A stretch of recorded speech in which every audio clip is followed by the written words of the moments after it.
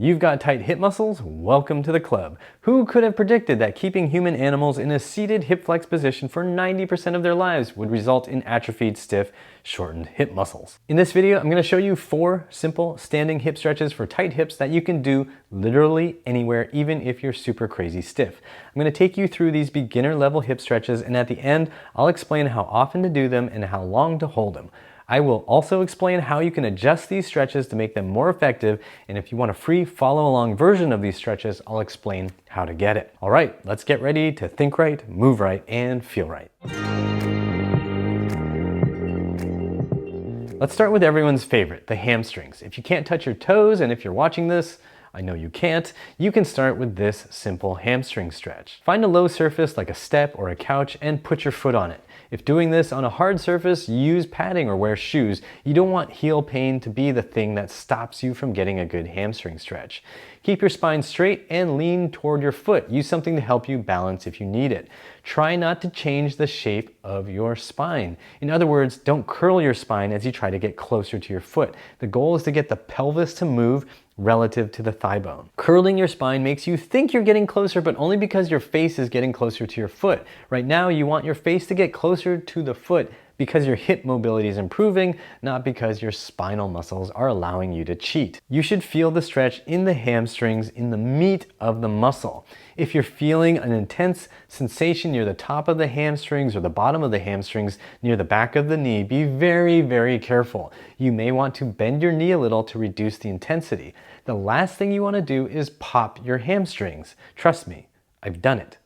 And it sucks. You can also explore different angles on the hamstring stretch by turning your body away from or in towards the leg that you're stretching. Remember that in stretching and in life, it's always a good idea to explore. This should go without saying, but do both sides. I know you want to hurry back to watching YouTube shorts so you can turn your brain into Swiss cheese, but trust me, it's worth doing both sides. Hip flexors are the muscles in front of your hip. When you sit all day, they shorten up, so a simple standing hip flexor stretch is a good first step.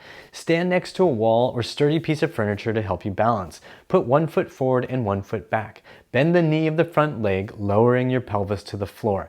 Tuck your tailbone as if you were a scared dog. Keep the abs engaged so you don't go into a big arch in your low back. You should feel this stretch on the side that has the foot behind you. You will feel the stretch either in the front of the thigh down the center, or you may feel it a bit more towards the inner thigh. It's all good either way. If you want more variation, you can also twist and turn your body a little to find the stiff nooks and crannies in your hip flexors, but only do that once you're 100% sure you understand what you're doing with the basic setup first. Again, do both sides. I know you want to hurry back to swiping through TikTok for dopamine hits like the lab rat that Silicon Valley is shaping you to be, but take the time to do both sides. Now let's talk about your groin. Let's talk about your inner thighs. Let's stretch your adductor muscles. Stand next to a sturdy piece of furniture. Spread your feet wider than your shoulders, and let's start with the right side. We're going to be bending to the right. You're going to shift your pelvis to that side, and then you're going to start to feel a stretch in your left inner thigh muscles. Don't go too hard, too fast with this. Remember that slow is safe and fast is foolish. Think about pushing your pelvis back and hinging at the hip joint, keeping your spine in roughly the same shape as you move. Explore different angles of hip flexion and extension.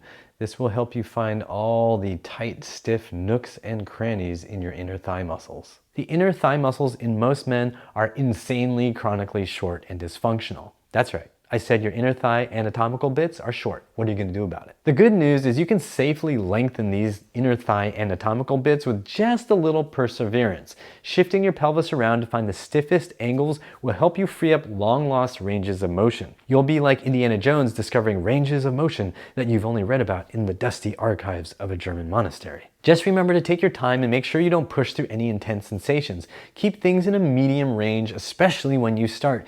Don't pop your knee or your groin because you think pushing hard is going to give you faster results. That is extremely not good and extremely not fun. And as you get better at the inner thigh stretch, you can move your feet further apart to increase the length of your inner thigh bits. And yes, even though you want to scroll through the never-ending hellscape of softcore pornography and beauty products you really seriously don't need that Instagram has become, make sure you put your phone down while you stretch both sides. For your outer hips, stand next to a wall or a sturdy piece of furniture. The foot that's further from your support will step forward.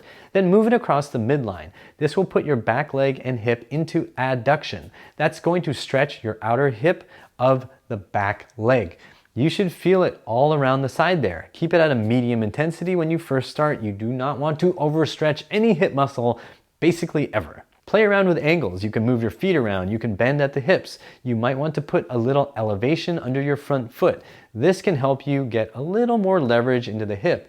It'll also ensure you don't excessively arch the low back to cheat yourself out of the outer hip stretch. Don't be afraid to move the foot further away and lean into the wall or support. That's what it's there for. And even though it's totally innocent and totally not stressful and totally not a big deal that you're checking out what your ex is up to on Facebook once a week, focus your attention on doing both sides and checking if there's any big asymmetry between the two sides.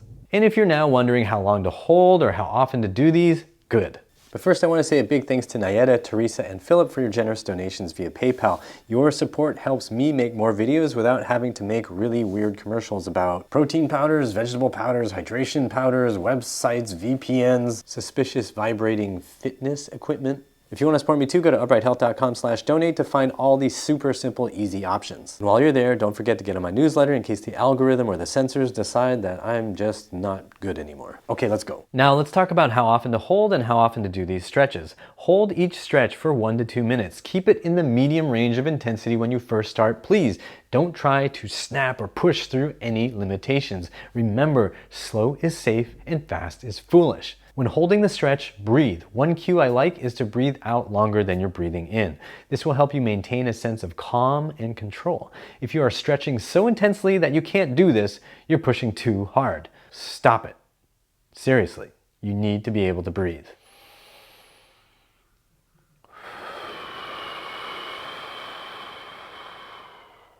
Start off doing these stretches twice a week, like Monday and Thursday or Tuesday and Saturday, and increase the frequency as you feel is tolerable and productive. Do 1 to 2 sets for each leg, preferably 2, and the goal is to get used to the positions and then gradually increase the demand. When you first start learning a language, you don't try to read a newspaper in that language. It's too much, too soon, and way too overwhelming. You gotta learn how to read the letters, make the sounds, and learn some basic vocabulary before you start trying to have deep philosophical conversations. So when you're stretching, this could mean you work up to doing the stretching a couple times a day, a few days a week, but you don't start there. Maybe over time you could get to having an intense day one day, light the next, or it could be a mix of whatever permutations you like. You may find that stretching 3 or 4 days a week is your sweet spot. Maybe it's every single day. You just need to find the pace that works for your body and your life. Just remember again that slow is safe and fast is foolish. If you discover that one side is stiffer than the other side, congrats and welcome to the club. Make sure you do an extra set for the stiffer side. That means if you're doing 2 sets of 1 minute per leg and you discover that your left side is stiffer, do 3 sets for that left side and only 2 for the right. Or you could just extend the amount of time you do for the left side for those 2 sets. Whatever works. Now, once you're familiar with setting up and doing these hip stretches, you may find that just holding and breathing and relaxing isn't enough. This method is called static stretching, and it's good to a point for some people, but some people definitely need to bump it up. It's also important to use contractions during stretching so you can build strength and control in lengthened positions. In other words, you want strength at every length. You can make a muscle strong when it's short, it's very easy, but that means it won't be able to get long and it won't be strong when it's long. So if you want a muscle to be longer, you have to teach it to be stronger as it's getting longer. To do that, you use light to medium contractions to teach the muscle fibers to work in a lengthened position. To start, you can do 3 to 5 second contractions of the stretched muscle at a light intensity to get used to the sensation. It can get intense fast, so keep it light. Over time, you can increase the intensity and/or duration, and that'll help your brain and muscles develop more control in those lengthened positions. That will translate into your feeling safer and less tense as the muscles lengthen. I've got a video that dives deep into stretching mechanics that I'll link to in the description box and up above. So that's 4 hip stretches for stiff hips. Earlier I mentioned you can get a fully free follow along version of this hip stretching workout. If you want that, all you gotta do is like this video and comment to let me know that you want the follow along. If I see 200 comments that want the follow along, I'll make the follow along and post it for free on YouTube. It's that simple. So comment down below and share this with your friends. If you want to support this channel, please head to uprighthealth.com/donate and check out all the easy options like PayPal or Patreon. And don't forget to get on my newsletter while you're there. To rebuild your hips and body at home, go to uprighthealth.com/DIY and find a program that'll work for you. If you want more free videos to help your hips move and groove, check these out here. Subscribe, comment down below if you want that follow along, and as always, I hope you remember that pain sucks, life shouldn't.